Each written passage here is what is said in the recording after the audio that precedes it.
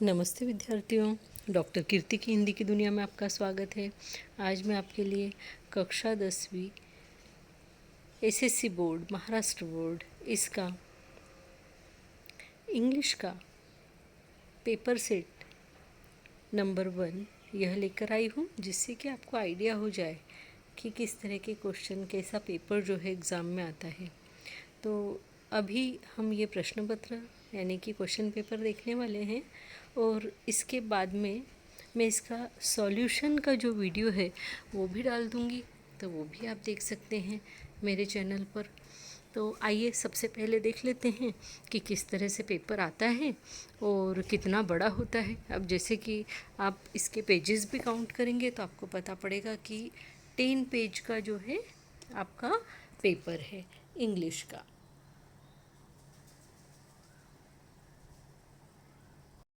इसमें आप सेक्शन 1 में देखेंगे तो आपको लैंग्वेज स्टडी यानी कि ग्रामर पोर्शन दिया हुआ है जो आपको सॉल्व करना है।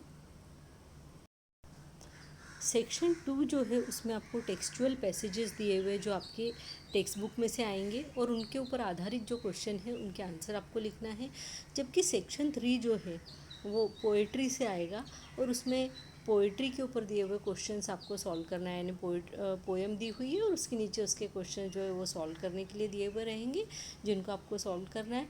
उसके बाद में आपका सेक्शन 5 आएगा जो कि नॉन टेक्सचुअल पैसेजेस यानी जिसको आप अनसीन पैसेज भी बोल सकते हैं वैसा रहेगा, और उसके ऊपर आधारित जो भी क्वेश्चन दिए हुए रहेंगे वो आपको उसके सॉल्व करना रहेंगे। उसके बाद में जो आपका सेक्शन 5 रहेगा वो आपका रहेगा राइटिंग स्किल का, और राइटिंग स्किल में आपको लेटर राइटिंग, उसके बाद में जो है इंफॉर्मेशन ट्रांसफ़र, उसके बाद में आपको जो है ड्राफ्टिंग स्पीच और व्यू या फिर काउंटर व्यू ये आएगा। उसके बाद आपको सेक्शन 6 जो है उसके अंदर आपको क्रिएटिव राइटिंग, और क्रिएटिव राइटिंग के अंदर आपको जो है कोई भी पैसेज दिया हुआ रहेगा और उसके ऊपर आपको जैसे रिपोर्ट राइटिंग देना है, या फिर आपको स्टोरी नरेशन, इस टाइप का जो भी कुछ रहेगा वो आपके सेक्शन 6 के अंदर रहेगा। तो आइए हम सेक्शन 1 को पहले देखना शुरू कर देते हैं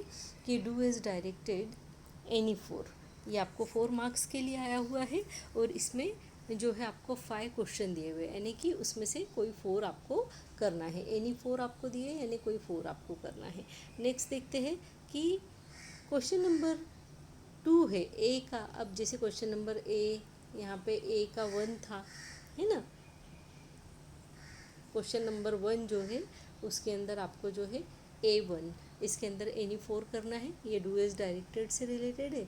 दूसरा क्वेश्चन A2 है और इसके अंदर आपको एनी 2 करना है, जबकि आपको दिए हुए हैं 3, है ना। टोटल आपको 3 दिए हुए, इसमें से एनी 2 करना है आपको, कोई भी 2, जो आपको टोटल 4 मार्क्स के लिए है। Next question, question number 1 B, do as directed any 1, this is for 2 marks. There are 3 questions, no, there are 2 questions, and only one you have to do, and you will get 2 marks for one question only. Section number 2 देखते हैं, textual passage. Textual passages में जो है आपके text book में से passage आएगा, उसमें आपको आपकी जो है रीडिंग स्किल, वोकेबुलरी और ग्रामर, इन तीनों का जो है टेस्ट लिया जाएगा, है ना, कि आपका रीडिंग स्किल कैसा है, वोकेबुलरी आपका कैसा है, और ग्रामर में आप कैसे हैं। ये जो है इसके पैसेज के जो क्वेश्चंस दिए जाते हैं उसमें से जो है एग्जामिनर उसको पता पड़ जाता है। तो ये आपको आएगा 10 मार्क्स का, ठीक है। टोटल 10 मार्क्स का है, और उसमें से भी टेक्सचुअल पैसेज है, इसलिए इसको आपको बहुत अच्छे से कर लेना चाहिए। तो read the following passage and do the activities. अब एक्टिविटीज़ में आपको related the following actions with the Kings and the hermit. अब ये आपको 2 नंबर का दिया हुआ है, और इसमें किंग की 2 एक्टिविटी लिखना है आपको, एक्शन लिखना है आपको, और हर्मिट की 2 एक्शन लिखना है आपको, ठीक है। ये पैसेज जब आप पढ़ेंगे तो आपको उसके अंदर ये सब मिल जाएगा और आप उसके आंसर को लिख सकते हैं। हम सॉल्यूशन वाला पेपर इसके बाद में देखने वाले हैं। उसके बाद आपको क्वेश्चन नंबर 2 इसमें दिया है, state whether you agree or disagree with the following statement. इसमें 2 मार्क्स का है, 4 क्वेश्चन है, each question is for half marks. Next question देखते हैं. Solve the crossword puzzle using words from the passage referring to the clues given. अब इसमें आपको clues दिए हुए हैं. किस तरह के क्लूज हैं? These are the clues here. This is down side and this is across here और हियर लाइक दिस. तो आपको यहाँ पे देखना है कि रीस्टार्ट, स्टार्ट अगेन और ये जो सेज, ये वर्ड्स जो है डाउन साइड आएंगे, अप टू डाउन. जबकि a tool for digging and intelligent, ये जो आपको वर्ड्स दिए हुए हैं ये अक्रॉस इस तरफ से आएंगे, क्योंकि आपको हर जगह ऐसा वर्ड दिया हुआ है, आपको ऐसे जाना है आगे, है ना. नेक्स्ट क्वेश्चन देखते हैं A4, जो कि आपको 2 मार्क्स के लिए है और इसको ये है डू एज डायरेक्टेड के अंदर, है ना. इसमें आपको 2 क्वेश्चन दिए हुए हैं और दोनों करना है, मीन्स ईच फॉर 1 मार्क्स. और क्वेश्चन नंबर 5 है A5. इसमें whom do you consider your guide when you are in difficulty and why. तो ये टोटली डिपेंडेंट है आपके ऊपर कि आप इसमें क्या लिखते हैं, है ना. आपके जो एक्सपीरियंस है वो आप इसके अंदर लिख सकते हैं, आप जो सोचते हैं वो आप इसके अंदर लिख सकते हैं. This is for 2 marks only. Question number 2 देखते हैं. 2 का B है ना. इसके अंदर read the following passage and complete the activities. 10 marks के लिए ये है और इसमें आपको फर्स्ट 2 मार्क्स के लिए आया हुआ है चूज़ द करेक्ट अल्टरनेटिव. अब इसमें 2 क्वेश्चन दिए. Which state does Mary Kom belong to. और सेकेंड क्वेश्चन है who inspired Mary Kom to choose boxing as a career. ठीक है, इनके आंसर आपके चूज़ करना है और उसके लिए आपको 1-1 मार्क्स एक क्वेश्चन के लिए है. नेक्स्ट क्वेश्चन दिया है व्हाट वर हर पेरेंट्स. इसमें से भी चूज़ करना है. और when did Mary Kom make her international debut in boxing. तो आपको यहाँ पे जो है 2 marks means half marks each question के लिए, है ना. When did Mary Kom make her international debut in boxing. ये वाला पैसेज आपको दिया हुआ है और ये पैसेज के अंदर इसके सब आंसर आपको मिल जाएंगे. नेक्स्ट क्वेश्चन इसी पैसेज के लिए दिया हुआ है जो B2. What difficulties did Mary Kom face in her childhood. This is for 2 marks. And question B3 वो आपको दिया हुआ है find out 1 word for the following from the passage. अब 1 word shifting, cultivation, strengthen, first public appearance and one who makes history. इनके लिए आपको 1 word क्या होता है वो देना है. सॉल्यूशन में देखेंगे. आगे देखते हैं. B4 क्वेश्चन आपको 2 मार्क्स के लिए है, ये डू एज डायरेक्टेड है. और क्वेश्चन 5 B5 ये है sports are important in our life elaborate. ये भी आपको 2 मार्क्स के लिए आया हुआ है. सेक्शन 3 जो है ये टोटली पोइट्री के ऊपर आधारित है. और पोइट्री जो है आपका, इसमें पोइट्री का जो ऐसा जो पैसेज ऊपर दिया जाता है ऐसे आपको पोएम की लाइंस पूरी दे दी जाती है और इस पर क्वेश्चन पूछे जाते हैं. जैसे क्वेश्चन 3 का एक क्वेश्चन यहाँ पे दिया हुआ है read the following extract and do the given activities. 5 marks है. First question is for 2 marks. Is the describing words from the cloud A with cloud B. This is cloud A, this is cloud B. These are the words given here like broad, humorous, chuckling, trifling, then noise. B वाले में दिया है noise, jest, way and green. अभी question number A2 ये है pick out 2 lines from the extract that indicate humor. Humour जहाँ indicate हो रहा है वो आपको इसमें से लाइंस पिक आउट करना है, उनको लिखना है. This is for 2 marks. Right 2 pairs of rhyming words from the extract. अब राइमिंग वर्ड्स आपको कहाँ पे दिखाई दे रहे हैं, उनके वो वाली लाइनें निकाल कर आपको 2 पेयर्स मीन्स 2 लाइन्स 4 लाइन्स है ना. 4 लाइन्स बिकम्स 2 पेयर. तो यहाँ पे ये 1 मार्क्स के लिए आपको 1 मार्क के लिए आया हुआ है. नेक्स्ट देखते हैं क्वेश्चन नंबर 3 B. इसमें दिया है read the following poem and right an appreciation of it with the help of the given points in a paragraph format. ये है आपको 5 मार्क्स के लिए. और इसमें आपको क्वेश्चंस ऐसे दिए हुए पॉइंट्स दिए हुए the title and the poet of the poem, rhyme scheme of the poem, figure of speech in this poem, then central idea और theme of the poem. Central idea जो है 2 मार्क्स के लिए है. अब सेंट्रल आइडिया मीन्स क्या? Central idea होता है पोएम का थीम, है ना. What is the theme of the poem? If you know about the theme, what poet wants to say, what poet want to teach to you, that is called the theme of the poem. So next section is section 4, non textual passages. विद्यार्थियों, यहाँ आकर मैं आपसे एक बात कहना चाहती हूँ कि मेरे इस चैनल को लाइक कीजिए, सब्सक्राइब कीजिए और हो सके तो अपने फ्रेंड्स के साथ में शेयर भी ज़रूर से कीजिए, क्योंकि मिल बांट कर पढ़ने से ज्ञान बढ़ता है, कभी भी कम नहीं होता. इस बात को हमेशा ध्यान में रखिए. जितना हो सकेगा मैं आपकी मदद हर सब्जेक्ट में करूँगी. जहाँ तक मेरे से पॉसिबल है वहाँ तक मैं आपकी मदद करती रहूँगी. तो देखिए, अगर आपको पसंद आता है कमेंट बॉक्स में लिखिए. और कुछ ज़रूरत है, कोई और हेल्प चाहिए, आप कमेंट बॉक्स में ज़रूर से लिखिए.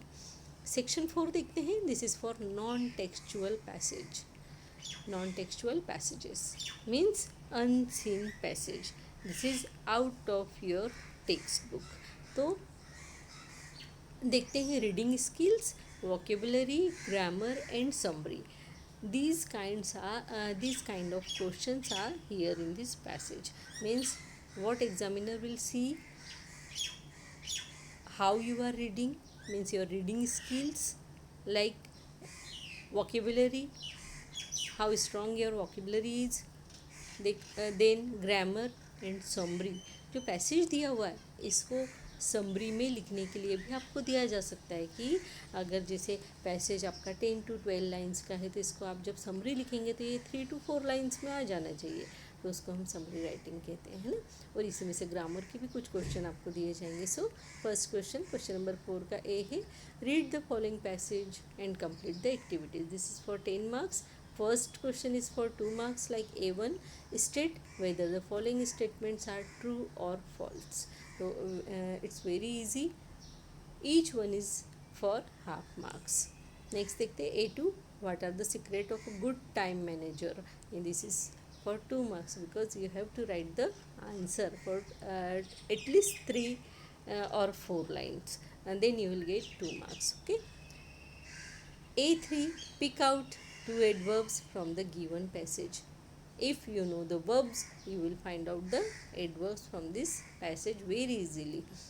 Next, second number, write the root word from the following, like utilization and entertainment. इसके लिए कौन से रूट वर्ड्स है वो आपको लिखना है. 1 मार्क्स के लिए है. A4 है, do as directed. Rewrite the sentence using not only but also. इसको यूज़ करके डू एज डायरेक्टेड आपको सेंटेंस बनाना है. नेक्स्ट दिया है 2 number, do not allow the time to flow, make the sentence assertive. यहाँ आपको असर्टिव सेंटेंस बनाना है, मीन्स सिंपल सेंटेंस बनाना है. ओके. A5 है, time once lost it lost forever. Justify. Here what you think, your opinion is very important. You will write here what you think. Okay, so your opinion is very important here to write. You will get 2 marks for it. And summary writing, question number 4 का भी summary writing में दिया है. read the passage given in question number 4 A and write a summary of it in a paragraph. Suggest a suitable title. This is for 5 marks. अब आपको यहाँ पे ये समझ में आना चाहिए. कोई बच्चे होते हैं जिन्हें नहीं समझ में आता है कि क्या करना है. आपको दिया है read the passage given in question 4A. 4A का जो पैसेज है वो आपको रीड करना है. अब 4A का पैसेज कौन सा है? ये वाला है ना. ये जो क्वेश्चन है 4A, ये है 4A और इसका पैसेज ये वाला. ठीक है, इसको आपको रीड करना है. And then what will you do? उन्होंने कहा है कि read the passage and write a summary. Means this passage is for 10 to 12 lines and you will make it very short, like 3 to 4 lines. That means all the क्या बोलेंगे उसको कि abstract of the summary, abstract of the passage you are going to write here. Okay. और उसके बाद में आपको title भी देना है, उसको एक नाम भी देना है. 5 मार्क्स का है. It's very easy. अगर आपको पढ़ने के बाद में उसका अर्थ समझ में आ जाता है और जो मेन उसका यहाँ पे इस पैसेज में क्या कहा जा रहा है, मेन मोटो क्या है, वो अगर समझ में आता है और उसको निकाल के आप 3-4 लाइन में रख देते हैं तो 5 मार्क्स एकदम कम लिखने में आपको मिल जाते हैं। सेक्शन 5 है राइटिंग स्किल के लिए, और राइटिंग स्किल के अंदर आपको 5 मार्क्स के लिए दिया है लेटर राइटिंग, और इसमें दिया है इमेजिन यू आर रोहन और Reema. Means if you are a boy you will use Rohan name, if you are a girl you will use Rima name. Residing 8225 Veer Chakra Colony, Kolhapur 416002. Read the headline given below. अब headline दिया हुआ है, Hima Das the Indian sprinter वोन 5 gold in 1 month. A1 में आपको formal letter दिया हुआ है और A2 में आपको जो है इनफॉर्मल लेटर दिया हुआ है ना।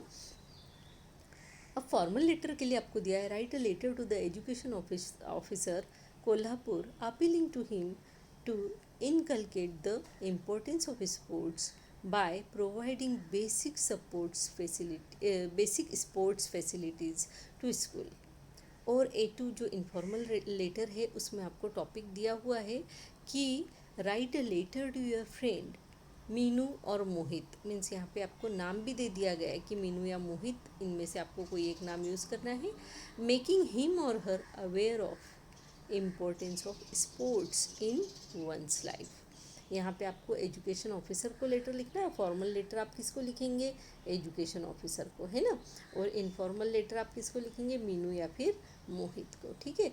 और कितने मार्क्स के लिए, 5 मार्क्स के लिए। अब यहाँ पे आपको दिया है इंफॉर्मेशन ट्रांसफ़र, ये आपको 5 मार्क्स के लिए आया हुआ है।